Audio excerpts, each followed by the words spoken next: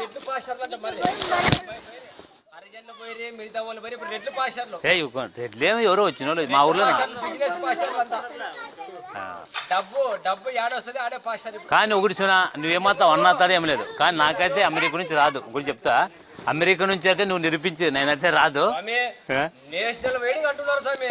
ఇంకా మా ఏం చెప్పాలి? నా వారికి చెప్తా ఒకళ్ళు చెవులకు వస్తాయి. నానంటే తిన్ను అమెరికా నుంచి ఏదో నీ అట్ట వాళ్ళు ఇచ్చింది. నువ్వు కూడా 4-5 ఇంట్లో ప్రచారం నువ్వు కూడా అదేదో ప్రాంతం చేసి ఇంటికి 100 రూపాయలు వచ్చా 500 వచ్చా. లేదు అట్లా ఎవరు అట్లా అనుకోవద్దు. ఇది మంచి మార్గము, జనంలో మూఢనమ్మకాలు రూపుమాపాలని మంచి మార్గం చెప్తాను. దాంట్లోనే 3 నమ్మకాలు దండి కూడా పాప బైబుల్లోనే 3 నమ్మకాలు దండి ఉండవి.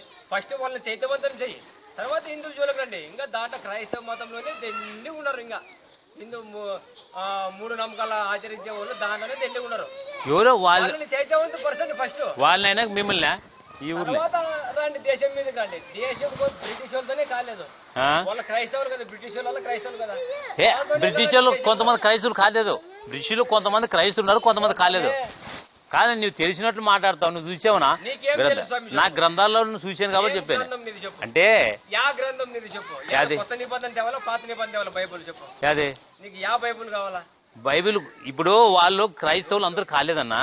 ఒకటి సగం మంది క్రైస్తవులు, సగం మంది క్రైస్తవులు కాలేదు. స్వతంత్ర సమరయోగులు చంపిందల్లా క్రైస్తవులు కాదు. కొంతమంది బ్రిటిష్ బ్రిటిష్ కాలేని వాళ్ళు చంపారా? అందరూ చంపలే.